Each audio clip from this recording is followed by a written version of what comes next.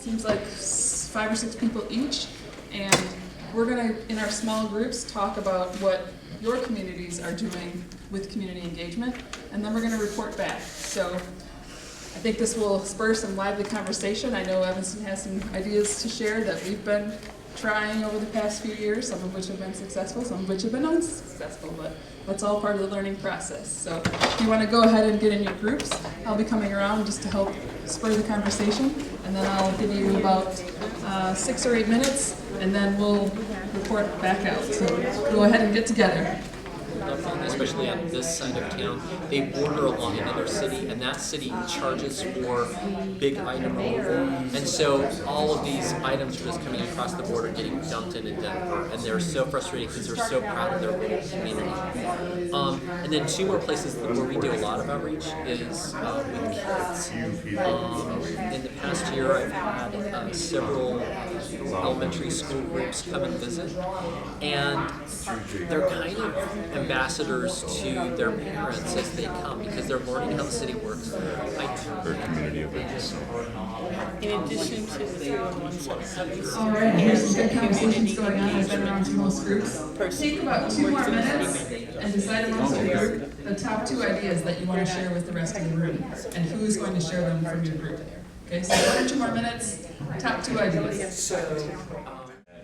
We do these types of sessions where we're learning from each other, so I'm just here to hear what other folks are doing, and I think it's always good to step out from your own agency and listen to others.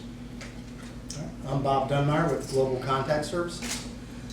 Here to find out just some of the trends and what is past, what is future, and what is present, and just learn. Eric Lipscomb, Global Contact Services. With sessions like this, I always go in with an open mind, and I just want to learn something I didn't know 30 seconds ago.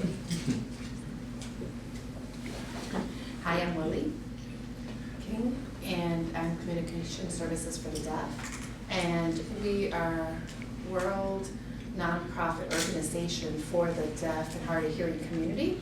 And we provide access to different ways. It could be anywhere from contact centers, human services, interpreting services, or anything that they need, and what kind of solutions that are happening in the community. And just basically, I'm interested in improving customer experience for the deaf and hard of hearing community, and moving them more to like a second.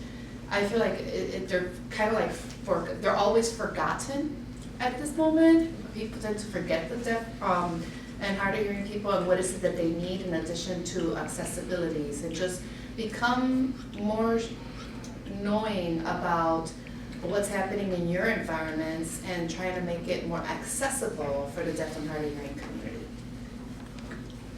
My name is Jessica Chase, and I work for QSEN Technologies. So we are developers of software that solutions that we're in Pittsburgh. So I am interested in hearing what it is that you guys need and what new things that you're interested in implementing within your call centers, because I'm going to take it back to my developers and we're going to make it happen.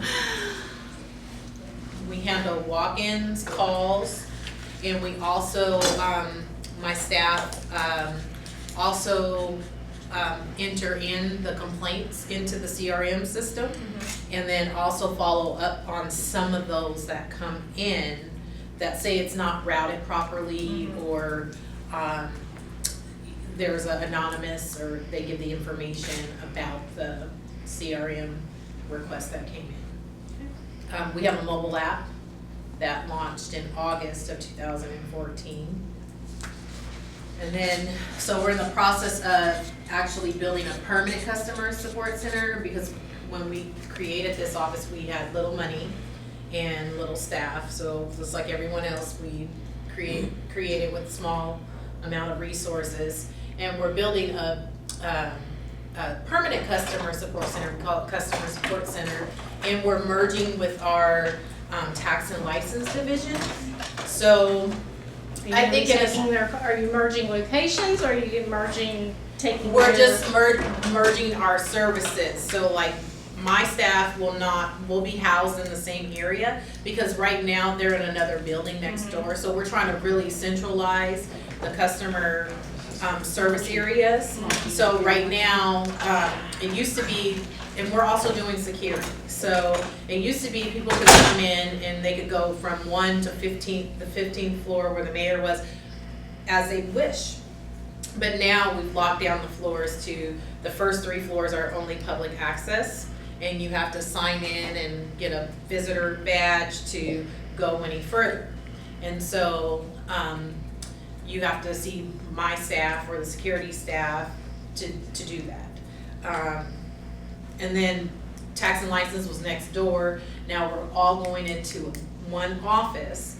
And what happens is if we need, for example, if we have code enforcement and we have someone come in with a code enforcement complaint and they need to speak to someone who works in that department, we call that department and a service rep will come up to help them in the customer support center.